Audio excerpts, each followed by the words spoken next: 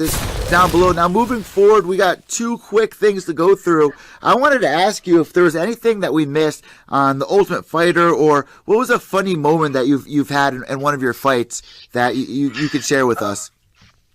Well, there's one about The Ultimate Fighter that was always funny, and it was funny because I don't know what made me think about it the other day. But I think I was thinking about Kimbo Slice the other day. Just someone, I think I heard it somewhere or read somewhere, and I just saw something about Kimbo, and it made me think about it. And there was just maybe a lot of people didn't know this, but the guy used to always carry his mouthpiece in his pocket. He always had his mouthpiece on him. One of the first times in the house I saw him, and he always had his hand in his pocket. And I just watched it, I thought, why's he got his hand in his pocket all the time? Why do I see his pocket? And then after a couple of days of, we got more familiar, and everyone started to relax around each other because we had to coincide, right? The first day or two, everyone's still on edge, and everyone's a bit jumpy until you realise who you can trust, who you can't trust, and who you like and who you don't like. So like 2 or 3 days in, I think we was all just chatting away, and I say, Kimbo, what's in your pocket? And he said, what's that, bro? I said, what's in your pocket? You've had your hand on your pocket for 3 days. What's in your pocket? And he pulled out his mouthpiece. And I said, what the fuck are you carrying your mouthpiece for? And he said, he put it in his mouth like that, and he had gold teeth, right? Yeah, gold teeth, the grills. Yeah, right? So he put the mouthpiece in, and he said, because you never know, James. You never know. And he popped his mouthpiece in, and he said, it could pop off at any given time. And he pulled it out, and he went, these fuckers are expensive. I don't want to lose them. Well, he put it back in his pocket. He was a big target. It just made me laugh because everyone started laughing, and it was just like, it kind of just broke the ice. I think it was a memorable thing that actually broke the ice. And I just thought, I like this guy. He's funny. I like it. And he didn't say it in an arrogant or mean way. He just said it as a joking way. It could pop off at any moment and just put it in his mouth. And I was like, fuck you know. And I said, you carry it around on the street with you as well? He said, yep. Every down the street, I've always got my mouthpiece on me. He said, these are too expensive to lose. I mean, he's walking in there with a big target on his back. I'll never forget watching the debut and him walking out and seeing your guys' reaction. But at the end of the season, we realized that he was probably the friendliest guy on that entire show. Oh, listen, I mean, we all believed in the hype. None of us liked him because the UFC put a massive target on his back when they walked in because, he's the guy, he's that one person. And I remember Brendan Schaub's reaction. I think I was standing next to Brendan or close to Brendan, and I said it kind of a very similar thing in my mind, like, fuck this guy or whatever. And Brendan said it out loud. He went, fuck that guy. That made me laugh. And I remember looking at him, right next to him, we kind of just laughed, smiled at each other, we laughed. And I think if you actually go back to watch it, you actually see him kind of mouth it under his breath. And they put the subtitles. But it was real funny. Yeah, he was brought on for us not to like him, but you couldn't help but like the guy. He was very good around the house. He kept himself very clean. He always cooked on the barbecue, so amazing steaks and sauces, barbecue sauce, and a honey mustard sauce he used to put on his steak, and this glaze. And he was so passionate about that. And he would talk about his children. He would never sleep in a bed. He would only sleep on the floor. Really? And yeah, he never slept on a bed the whole time we were there. He just put his blanket on the floor. He slept on the floor. There was beds there. He wouldn't sleep on them. That's gotta be awful for your back. Yeah, but he said for his back he had to. His back was bad. He liked a hard mattress. It wasn't hard enough. He'd sleep on the floor. But you know what? I couldn't help but like the guy. I really couldn't help but like the guy. And I'm not saying that guy. I only say I couldn't help but like him because, of course, at one stage we were possibly going to fight in the house. When Matt McSweeney was playing his silly games, and so. You can't really get too close to anybody because at any given day you could fight with any one of them, and you don't want to carry around too many nice attached feelings because it does make the job harder. Are you really going to go for the kill if you know the story, if you really are friendly and too much? Yeah. But you couldn't help but like his character. You couldn't help it. I really liked the guy, and when he passed, I felt very sad about that, to be honest. I felt very sad for his family, his children, everyone that knew him. And also, just for the loss, he was a good guy, good athlete, was willing to learn, complete opposite of what you see on TV or what people pay him out to be. But he knew how to promote himself. He was making millions of dollars, and promoted himself very well for someone who had minimal talent. he was very game to fight anybody, but even he would say, "I'm not a martial artist. I just know what I know, and I'm trying to learn more." You know, he said, like, I shouldn't even be here. And he would ask questions like, "Oh, James, how'd you throw the low kick?" And he would ask different people. He would ask Roy Nelson, the wrestling and jiu-jitsu questions. He was just willing to learn, and he was just a good guy. Honestly, what did you guys think was going to happen when they matched him against Roy Nelson? What were you guys expecting? I knew Roy was going to take him down and finish him, to be honest, because Roy is a smart guy. He's a veteran. He's been around a long time. Why go 50-50 and have a punch slugfest? Kimbo was more athletic than Roy. Roy's got a super good chin, but Kimbo can hit fucking hard. They've both got a ton of experience. Where does Kimbo have no experience? On the ground. So where does Roy have the most? On the ground. So it was almost like it's just how he was going to get him there. Do you know what I mean? Because Roy is not the most athletic, as in, like, he ain't going to shoot in real fast and get a double leg and slam you like a Division 1 wrestler. Kimbo was very athletic and you know, become an ex-football player and stuff like that, so he had good footwork and he could move. The only thing that was going against Kimbo at the time was he had bad knees, so he wasn't as mobile as he used to be. So eventually Roy got the body clinch and took him down and got the crucifix, and that was all she wrote. Even after that moment, he was just so into learning from Rampage and going to practice, it seemed like. But I remember that moment when you walked in the bedroom, you're like, Kimbo, we're probably going to fight, man. Like, Kimbo was psyched about it. He was all for it. No, he was excited to fight for sure. But he also knew, because we would talk about it, and we would say, listen, you know, me and Brendan Sharp had a deal. We were never going to fight each other unless it was in the final. We had that deal from day one. No one's going to make us fight each other unless we're in the final. So that wasn't going to happen. And then with Kimbo, the way things were looking out, it was looking like once he was out of all the people they were going to get to replace Mitrione and give a second chance, of course they bring the biggest pay-per-view follower. Do you know what I mean? The biggest person who has the most following. So, I mean, what would have hit bigger headlines if Kimbo would have come back and got a second chance in the Ultimate Fighter show? So that would have hit the ratings. So we all knew that. So once I saw Matt was fucking around he was laying in the closet. He wouldn't even come out for days.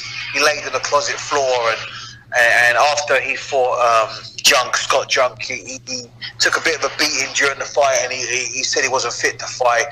He got right. He called the medic and all sorts to come to him. Medic said there was nothing really wrong with him at the time.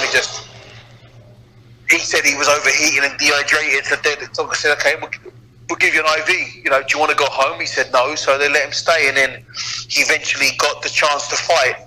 But at the time, we thought he wasn't going to. I went and saw Kimbo and said, listen, man, you know, we're probably going to fight.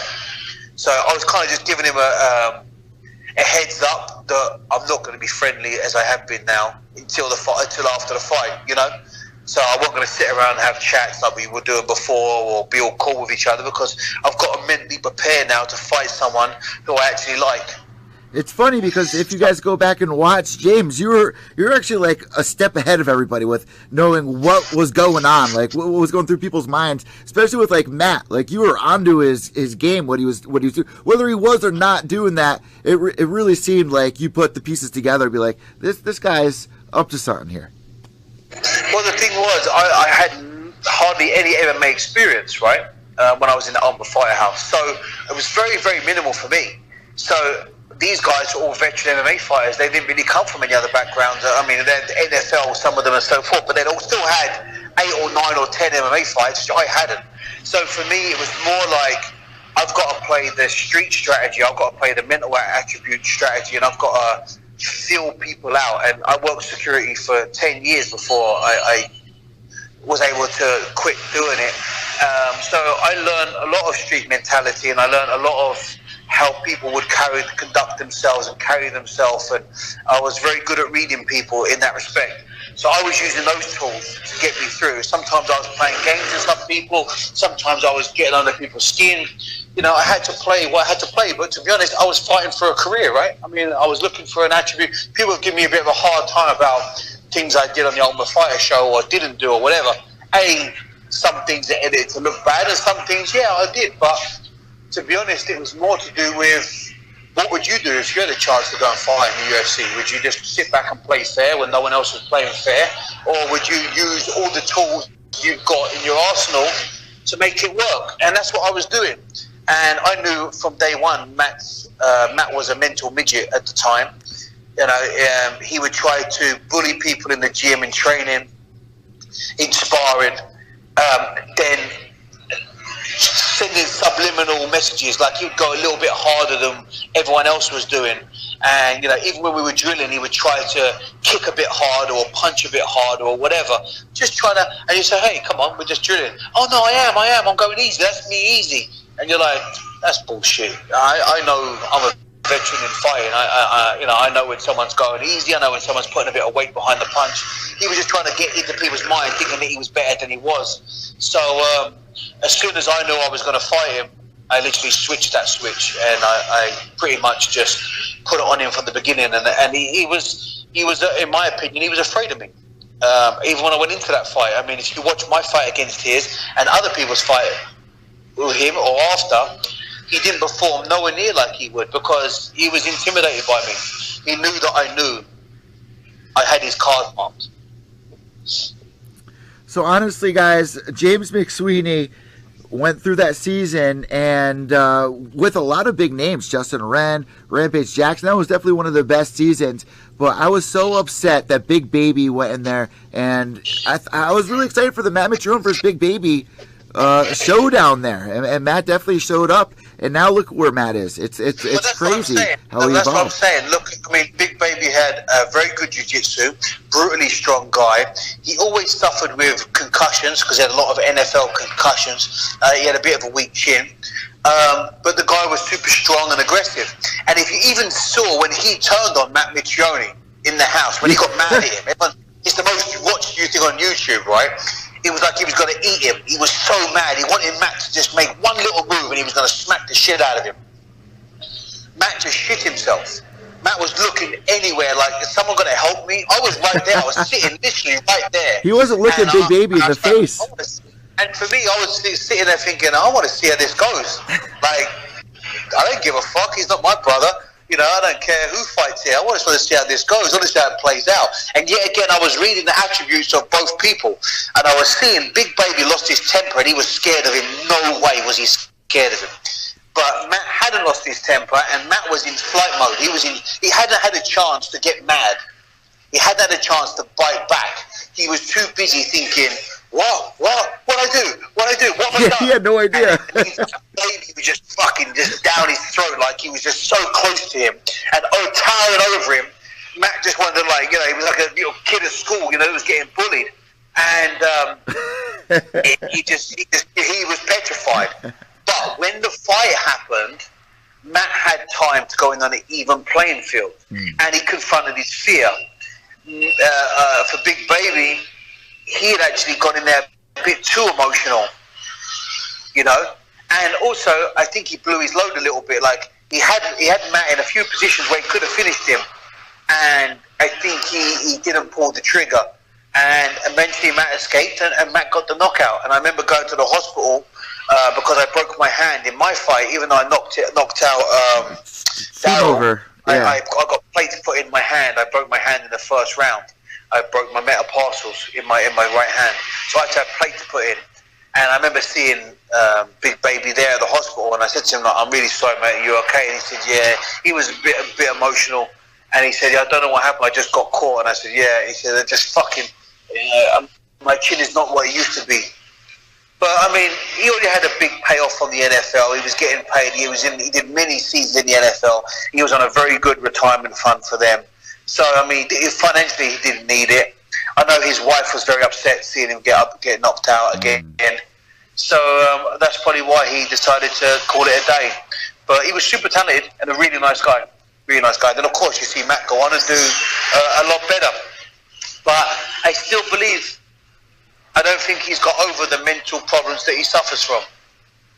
I love hearing the stories of the Ultimate Fighter. I'm sure James is going to share more as this podcast goes on in the future. Before we end today's show, it's only right that we give you guys a quick prediction of what we think is going to go down in Jones versus Anthony Smith James, what do you think is going to go down here? Because Jones, like you said, they're trying to make him a big star. Anthony Smith, he's